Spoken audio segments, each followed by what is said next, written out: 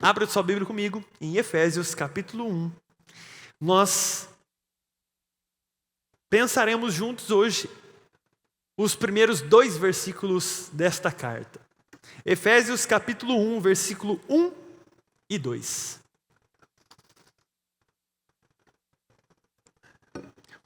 Paulo, apóstolo de Cristo Jesus, pela vontade de Deus, aos santos que vivem em Éfeso, que é a cidade para onde estava sendo enviada essa carta, e são fiéis em Cristo Jesus.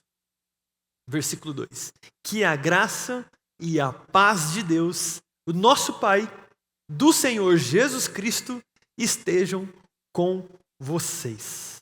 Esse é o texto que nós vamos começar a estudar hoje. O comecinho dele diz que Paulo. Quem sabe quem é Paulo? Levanta a mão aí. Sabe mais ou menos assim? Conhece mais ou menos a história da vida de Paulo? Muito bem.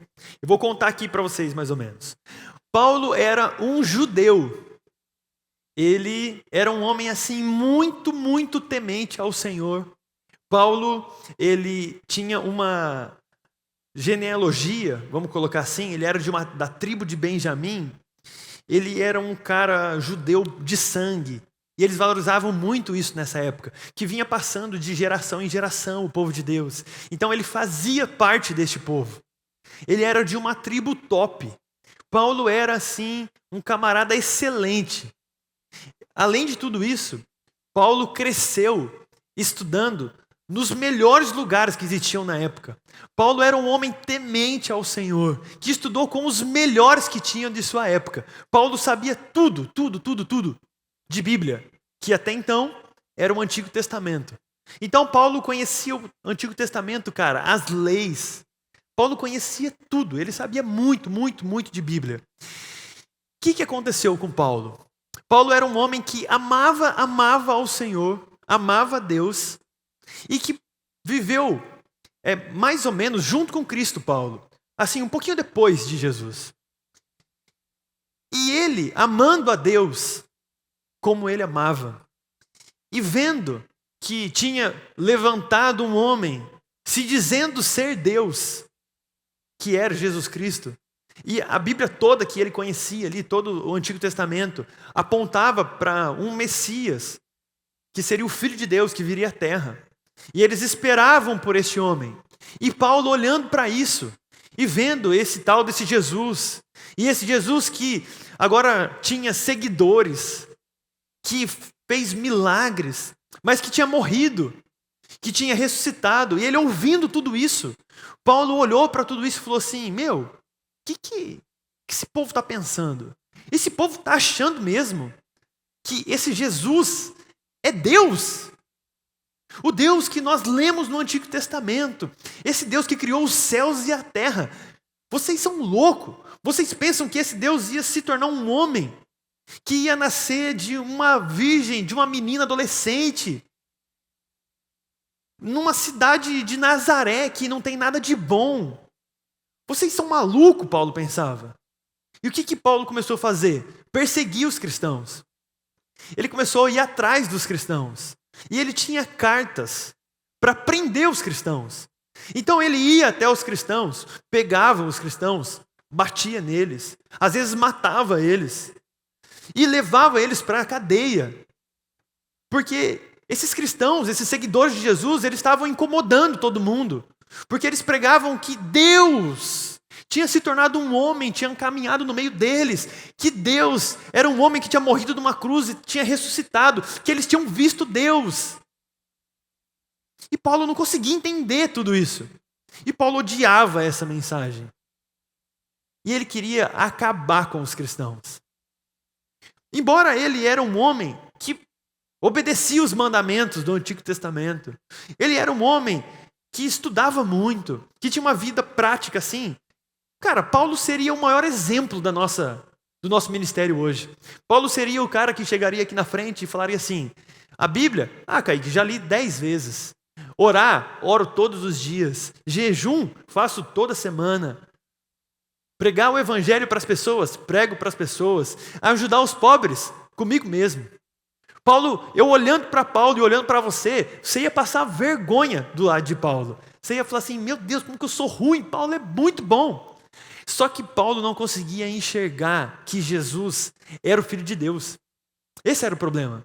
Ele amava a mensagem de Deus, mas não era capaz de enxergar que Cristo é Deus, que criou todas as coisas, que se fez homem, como nós cantamos aqui hoje. Ele não conseguia ver isso. E ele perseguindo os cristãos, matando os cristãos. O que acontece? Um dia, literalmente, anos depois de Jesus ter ressuscitado, e Paulo está fazendo tudo isso que eu estou contando para vocês, literalmente, Jesus aparece para ele.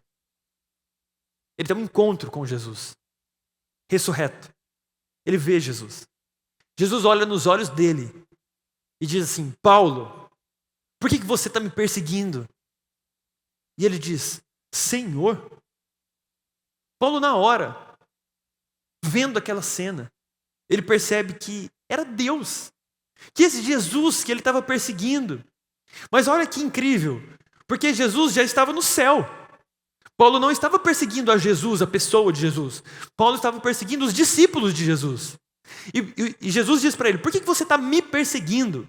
Ou seja, quando as pessoas, o mundo toca nos crentes, tocam em Jesus. Jesus no céu se afeta quando alguém toca em você. Olha o ponto que Jesus te ama. Jesus olha para Paulo e fala assim, você está me tocando, cara, você está me perseguindo. Imagina a situação que ele ficou. Ele que amava tanto a Deus, que era um exemplo na sociedade, para todos os judeus, agora passando uma vergonha dessa. E ele olha e ele entende que Jesus é o Filho de Deus e faz todo sentido. Explode a mente dele. Tudo aquilo que ele tinha ouvido faz sentido neste momento. Jesus é Deus, Criador dos céus e da terra. Ele morreu, a gente matou ele, a gente colocou ele numa cruz, ele morreu, ele ressuscitou e ele apareceu para os discípulos. E os discípulos estão pregando. Explode a mente de Paulo. E aí esse Paulo é chamado por Jesus para agora ser o líder da igreja. Agora você, cara, agora é com você. Agora você, Pedro, os meus discípulos, você vai se unir a eles. E você, Paulo, vai pregar o evangelho.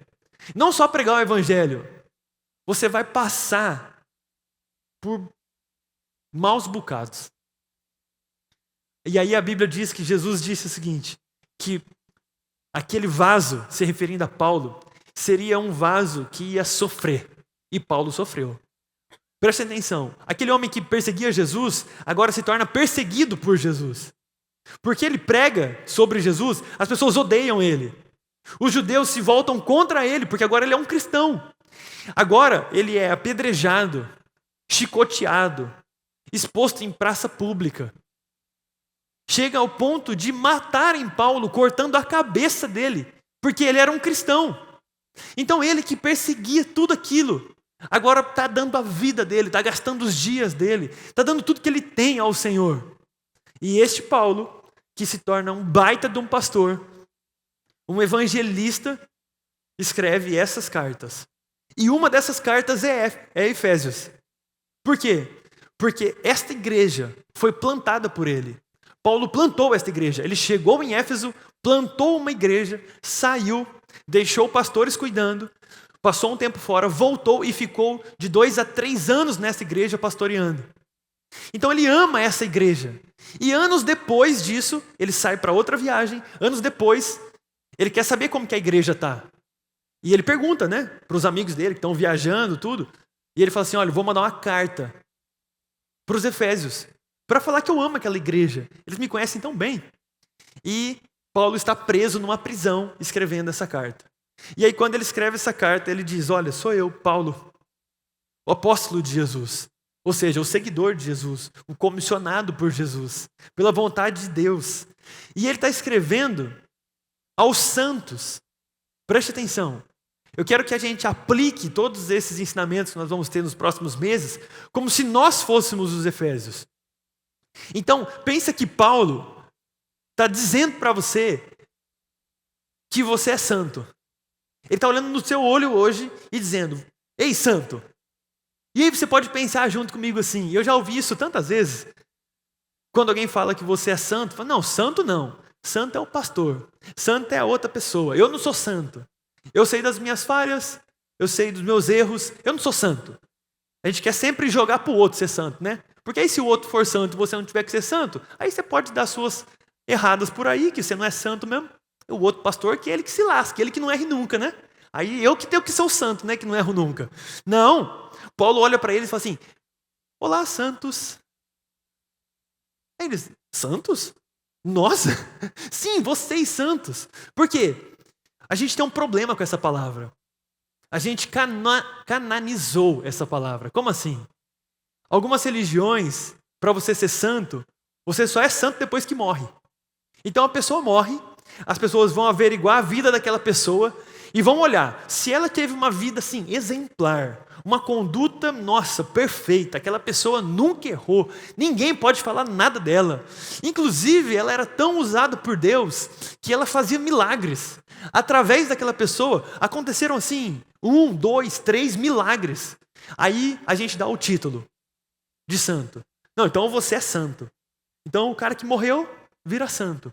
Só que Paulo está dizendo assim, não cara, vocês são santos. Mas os efésios erravam. Os efésios pecavam. Assim como eu e você.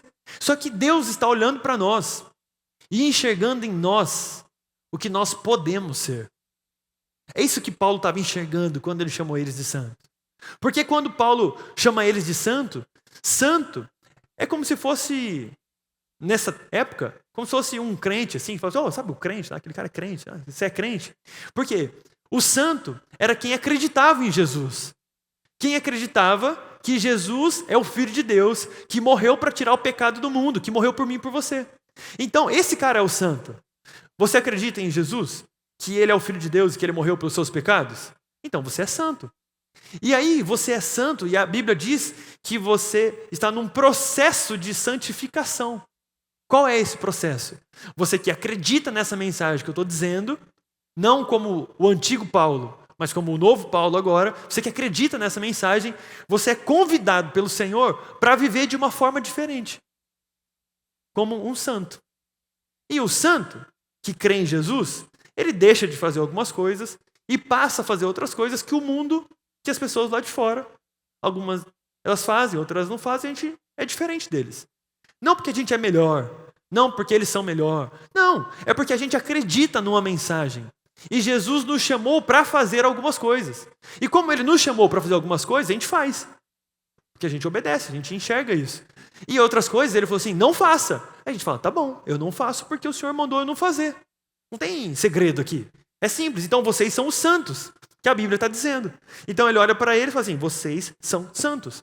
Vocês são separados, porque santidade significa separação. Vocês são separados, porque vocês acreditam em outra coisa. Porque o estilo de vida de vocês é outro. Vocês são separados do mundo. Vocês são santificados. Vocês são postos de lado, entendeu? Não é a mesma coisa. Então você, onde você está no seu dia a dia, você não pode ser igual a todo mundo. Porque tua mãe já disse que você não é igual a todo mundo. Mas Deus também diz que você não é igual a todo mundo. Porque você é santo. Ah, mas eu peco, eu erro. Os efésios também. Mas Deus chamou eles de santo. Então você é santo. Cutuca alguém e fala assim, seja santo, porque você é santo, seu sem vergonha.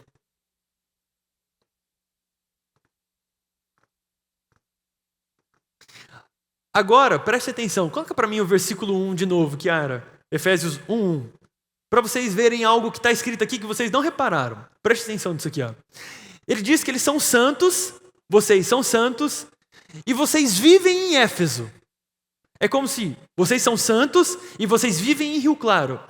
E são fiéis em Cristo Jesus. Presta atenção. O que Paulo está dizendo? Os efésios, este povo aqui, essa igreja, eles eram santos, eles acreditavam em Jesus e eles estavam em Éfeso. Vocês estão em Rio Claro. Mas o cristão, como eu e você, nós temos uma dupla nacionalidade.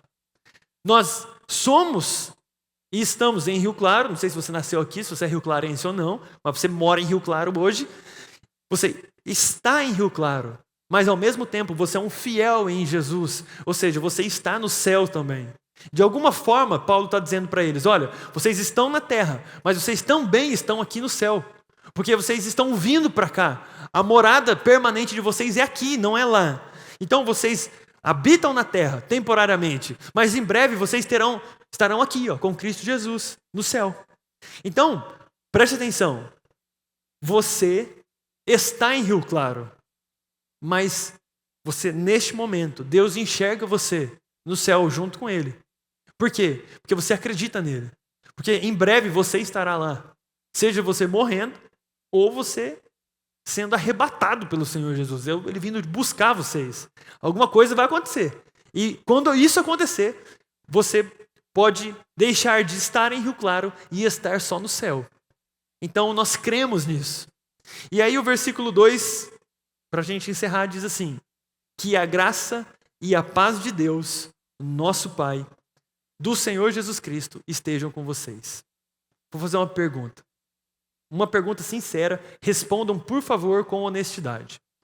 Quantos de vocês já passaram nas portas ou em outras igrejas e alguém um dia virou para você e fez assim: graça e paz?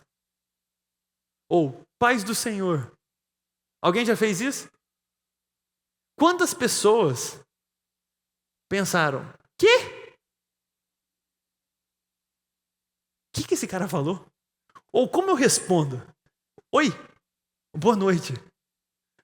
Tudo bom? Ô, graça e paz. Tudo bom? Bem? Boa noite para você também. Oba! Beleza? Isso é um crente. Quando ele fez isso, é um crente, tá? Realmente é um crente que faz isso. Então, eu quero ensinar para vocês o que é graça e paz. E a partir de hoje, vocês são obrigados a cumprimentar uns aos outros com graça e paz, irmão. Mas para ficar mais claro isso para vocês, eu separei um vídeo que acho que vai fazer mais sentido para vocês, para ensinar para vocês. Passa para mim aí, Chiarinha, por favor. Vou te fazer uma pergunta, responda pra mim, por favor. Qual é o cumprimento do crente? Qual é o cumprimento do crente? Paz, paz, paz, Senhor, paz, Senhor, paz, Senhor, paz, paz, paz, Senhor, paz, Senhor, paz, Senhor. Em todo lugar que eu vou, sempre ouço alguém dizendo: esse cumprimento é fácil, todo mundo tá fazendo. Quando eu desci do monte, o irmão me cumprimentou. E qual foi o cumprimento? E qual foi o cumprimento? Paz, paz, paz, Senhor, paz, Senhor, paz, Senhor, paz, paz, paz, Senhor, paz, Senhor, paz, Senhor. Gostaram? Esse é o cumprimento do crente, paz do Senhor. Mas que é graça e paz?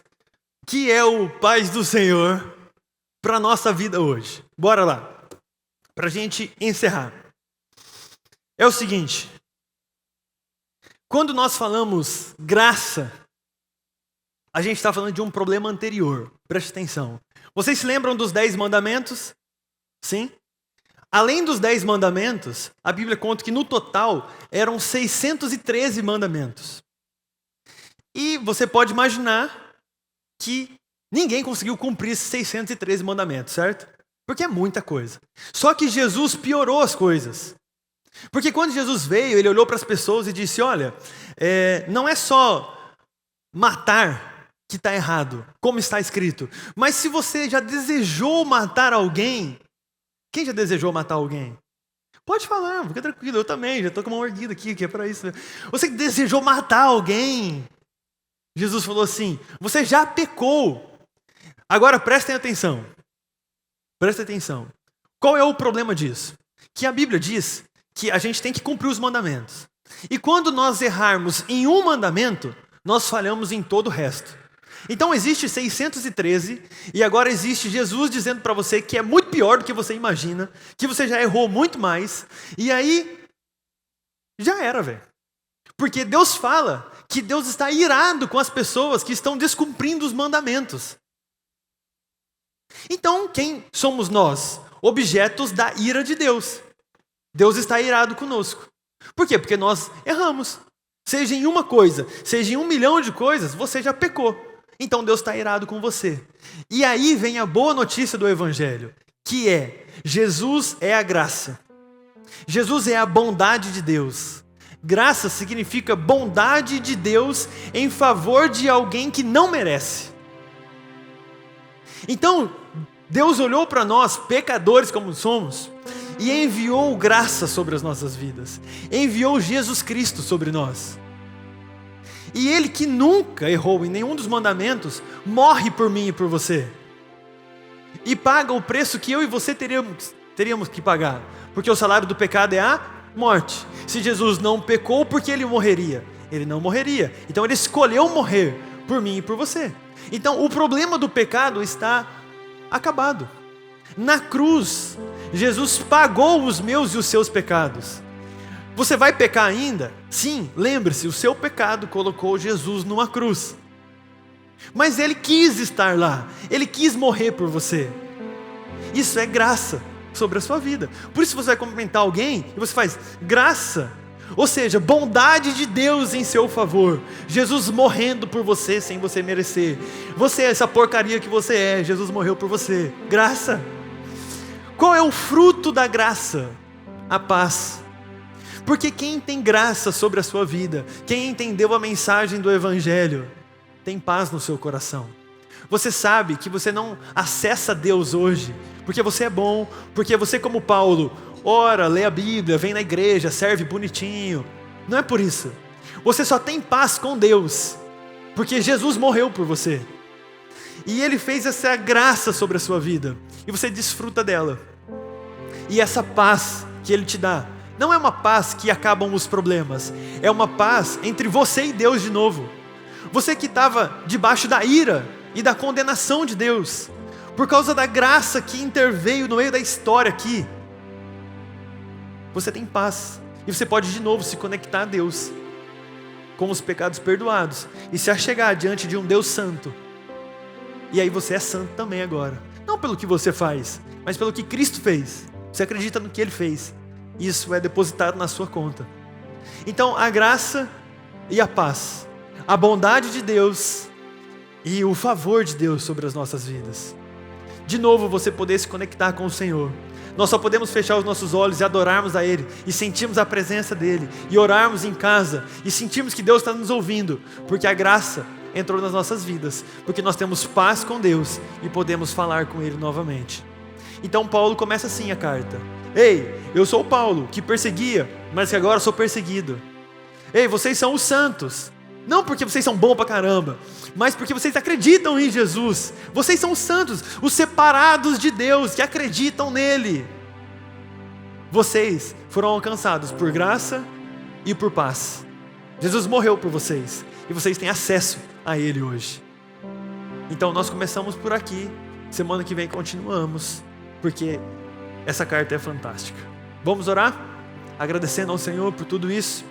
Pai, nós te agradecemos pela Tua palavra, pela Tua graça, pela Tua paz, pelo Teu amor sobre as nossas vidas. Te agradecemos porque entendemos quem nós somos e quanto precisamos de Ti hoje à noite. Que o Senhor ajude os meus irmãos a compreenderem tudo isso e a viverem com graça e com paz, em nome de Jesus. Pai, nos faz santos, nós que somos santos, nos faz ter um estilo de vida santo, santificado.